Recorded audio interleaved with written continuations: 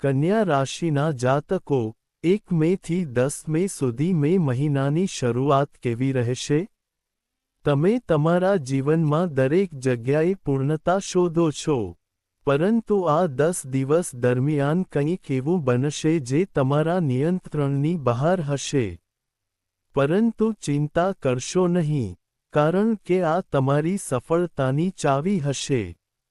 આજનો વિડિયો ગ્રહોના ગોચર પર આધારિત છે અને આપણે મે મહિનાની શરૂઆતને લગતા એક ખૂબ જ મહત્વપૂર્ણ વિષય પર ચર્ચા કરીશું. એવું કહેવાય છે કે જ્યારે શરૂઆત સારી હોય છે, ત્યારે અંત આપમેળે સારો થઈ જાય છે. જેમ આપણે સવારે ઉઠીએ છીએ અને કોઈ સારા સમાચાર મેળવીએ છીએ, જો આપણી સાથે કંઈક સારું થાય છે, તો આપણે વિચારીએ છીએ કે આજનો દિવસ સારો લાગે છે. આજનો દિવસ ખૂબ જ સારો રહેશે. તેવી જ રીતે, જ્યારે સવારની શરૂઆત ખરાબ હોય છે, અથવા કોઈ ખરાબ ઘટના બને છે, ત્યારે મન કહે છે કે આજનો દિવસ ખરાબ રહેવાનો છે. તેથી, જો આપણે મે મહિનાની શરૂઆત સારી રીતે સંભાળીશું, તો ઘણી હદ સુધી ગેરંટી છે કે અંત પણ સારો રહેશે. કારણ કે 11 મે પછી, ઘણા ગ્રહોના ફેરફારો દેખાય છે. 11 મેના રોજ, મંગળ મેષ રાશિમાં પ્રવેશ કરશે. 14 મેના રોજ, શુક્ર, જે હાલમાં તમારા 9મા ઘરમાં છે, તે 10મા ઘરમાં પ્રવેશ કરશે. સૂર્ય અને બુધ પણ 5મી તારીખે ગોચર કરશે અને 15મી મેના રોજ સૂર્ય અને બુધ પણ પોતાની રાશિ બદલશે. હવે, 10મી મે પછી, ઘણી ઉથલપાથલ થશે. ઘણી સકારાત્મક અને નકારાત્મક અસરો દેખાશે. પરંતુ જો આપણે પહેલા 10 દિવસમાં તૈયારી કરીશું, તો શક્ય છે કે આપણે ભવિષ્યની પરિસ્થિતિઓને સંભાળી શકીશું. તો, કઈ બાબતો ધ્યાનમાં રાખવી, કઈ ભૂલો ટાળવી, તે આ વિડિયોમાં એક પછી એક જાહેર કરવામાં આવશે. જો તમે વિડિયોને અંત સુધી જોશો, તો ખાતરી છે કે તમારું કોઈ કામ બગડશે નહીં અને તમે કોઈપણ પડકારથી ભાગશો નહીં. તમારે આ વિડિયો જોવો પડશે અને જે કોઈ તેને અવગણશે અને અંત સુધી નહીં જુએ તે આખા મહિના સુધી પસ્તાશે કારણ કે ગ્રહોએ એવી યોજના બનાવી છે કે તમારે તેના પર સંપૂર્ણ ધ્યાન આપવું પડશે. જો તમે તમારી કુંડળીનું સચોટ અને ઊંડાણપૂર્વક વિશ્લેષણ આપીશું. ચેનલને સબસ્ક્રાઇબ કરો કારણ કે તમારી રાશિ સંબંધિત નવા વિડિયો ફક્ત આ ચેનલ પર જ આવશે. સૌ પ્રથમ આપણે એ સમજવાની અને ધ્યાનમાં રાખવાની જરૂર છે કે શનિ અને મંગળ કેન્દ્રમાં સ્થિત છે. અને 7મા ઘરના પ્રારંભમાં શનિ અને મંગળની હાજરી કોઈ નાની સિદ્ધિ નથી.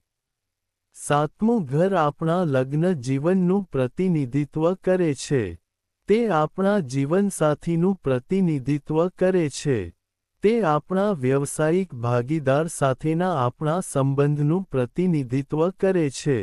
તેથી, અહીં શનિ અને મંગળની યુતિ બનવાથી મે મહિનાની શરૂઆતમાં આપણા વ્યવસાયિક ભાગીદારના સંબંધોમાં નોંધપાત્ર સુધારો થશે.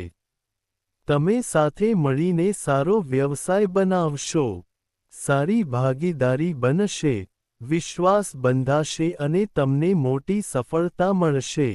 એકબીજાના સહયોગથી તમે સફળતા પ્રાપ્ત કરશો. પરંતુ આ જ જોડાણ તમારા લગ્ન જીવનમાં તણાવ પેદા કરી રહ્યું છે.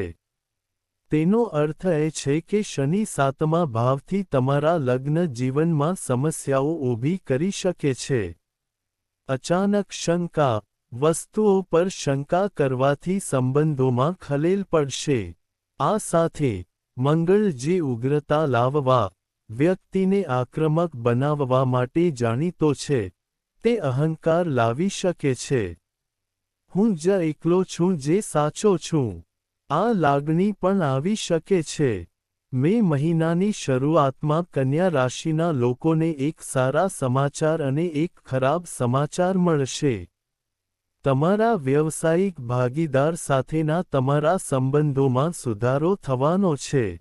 ભાગીદારી નફાકારક રહેવાની શક્યતા છે. જો કે, તમારા લગ્ન જીવનમાં મતભેદ થવાની શક્યતા છે.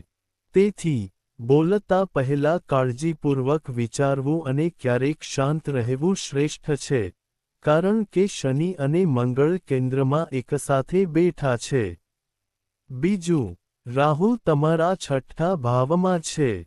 આપણે સારી રીતે જાણીએ છીએ કે છઠ્ઠું ભાવ આપણા છુપાયેલા દુશ્મનોનું ઘર છે. છઠ્ઠું ભાવ આપણા દેવાનું ઘર છે. તેથી, તમારે અહીં પણ સાવચેત રહેવાની જરૂર છે. કેટલાક લોકો, ભલે તેઓ તમારા પોતાના હોય, તમારા પોતાના હોવાનો ડોળ કરે છે અને તમારી પીઠ પાછળ તમારી વિરુદ્ધ કાવતરું ઘડે છે.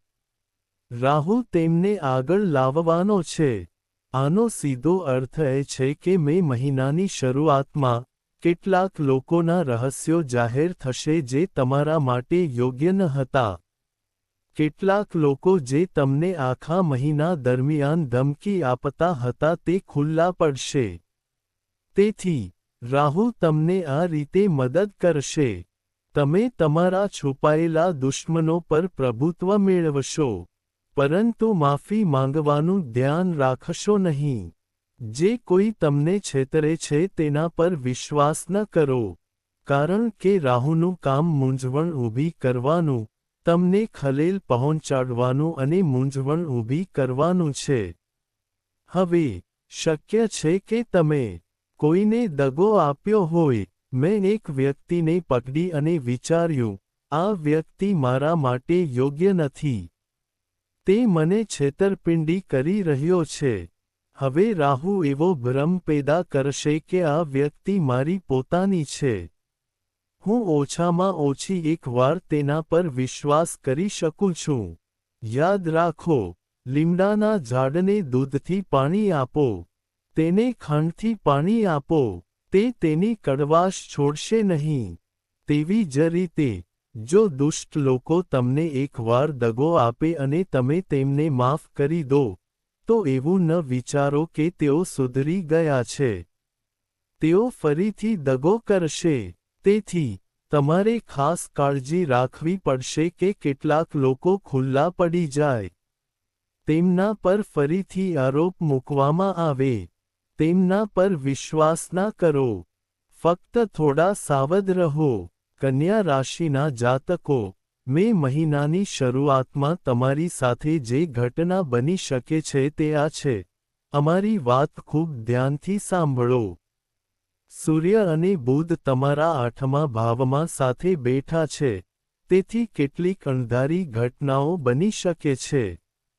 કેટલાક રહસ્યો અચાનક બહાર આવી શકે છે. કંઈક જાણવાની તમારી ઈચ્છા વધી શકે છે. તમને થોડું સંશોધન કરવાનું મન થઈ શકે છે. તમારા જીવનમાં કેટલીક એવી ઘટનાઓ બનશે જે પહેલાં ક્યારેય બની નથી. તમારે તેમના માટે તૈયાર રહેવું પડશે. પરિસ્થિતિઓથી ભાગશો નહીં. તમારે તેમનો સામનો કરવો પડશે. કારણ કે, તમારા માટે બે મોટા સારા સમાચાર આવવાના છે.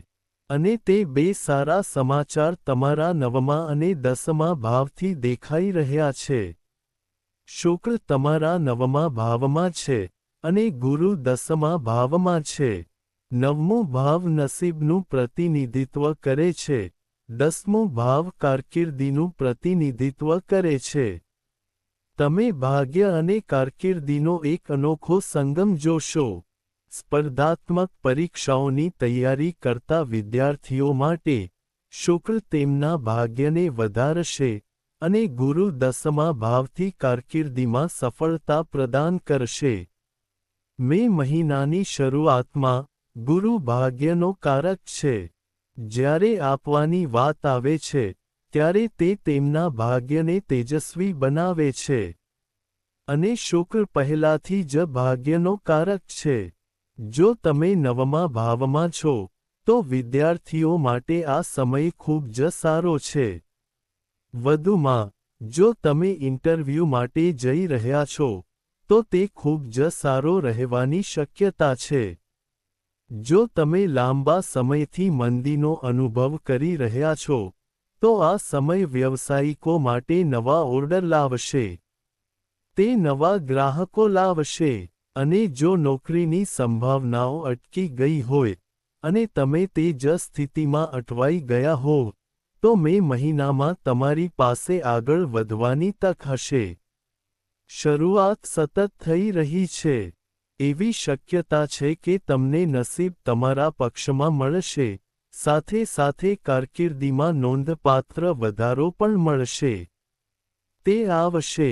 તમારું નસીબ તેના શિખર પર હશે.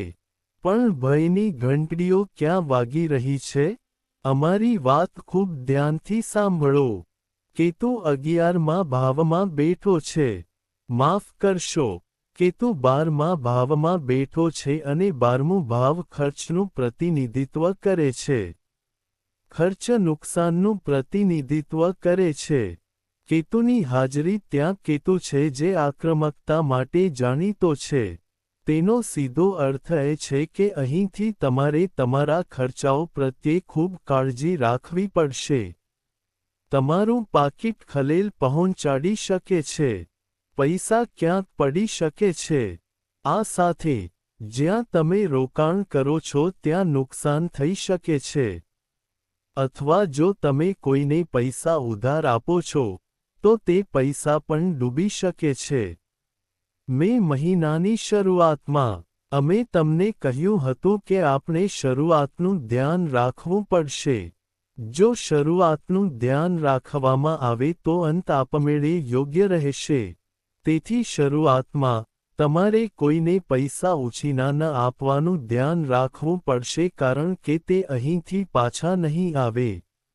જો તમે ક્યાંક રોકાણ કરી રહ્યા છો, તો આંધળું રોકાણ કરવાની ભૂલ ન કરો કારણ કે તે પૈસા પણ નુકસાન સાથે પાછા આવશે.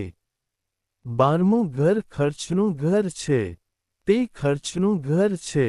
તે જ સમયે, તમારે દેખાડા માટે ખર્ચ ન કરવાનો પ્રયાસ કરવો પડશે. કોઈને પ્રભાવિત કરવા માટે પણ ખર્ચ ન કરો. કારણ કે લક્ષ્મી ચંચળ છે.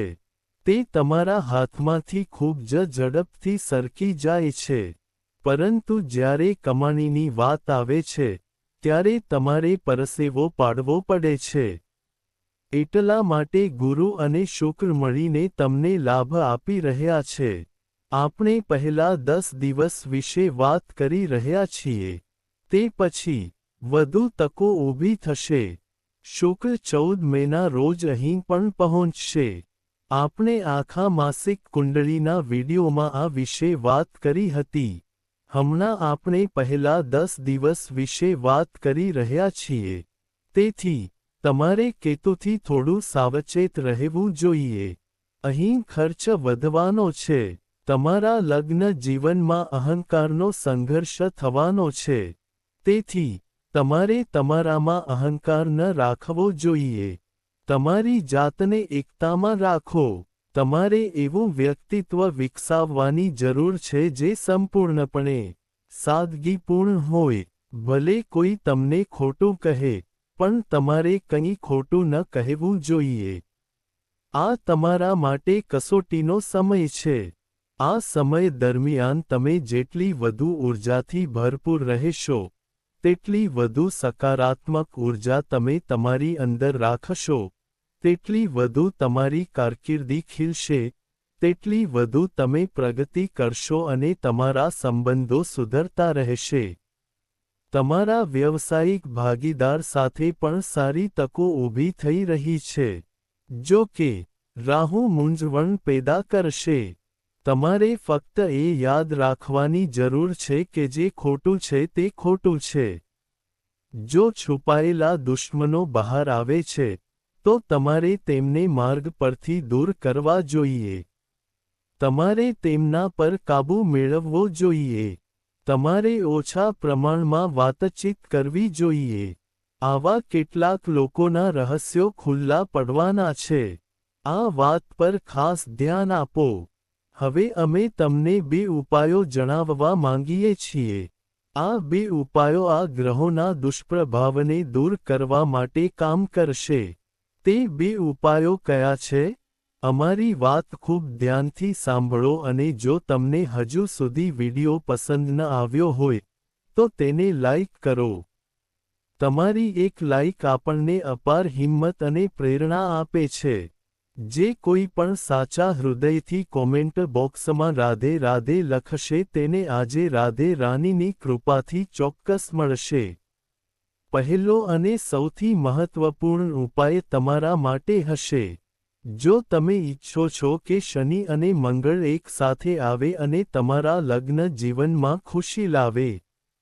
જો જીવનમાં ખલેલ ન પહોંચે તો શનિ અને મંગળ બંને ગ્રહો એકસાથે મજબૂત થઈ શકે છે. તમારે શું કરવાની જરૂર છે? મંગળવાર અને શનિવારે હનુમાન મંદિરમાં જાઓ અને તેમને ગોળ અને ગ્રામ પ્રસાદ અર્પણ કરો. ઓમ હમ હનુમતે નમઃ મંત્રનો જાપ કરો અને હનુમાન ચાલીસાનો પાઠ કરો. આનાથી શનિદેવનો આશીર્વાદ પણ પ્રાપ્ત થશે.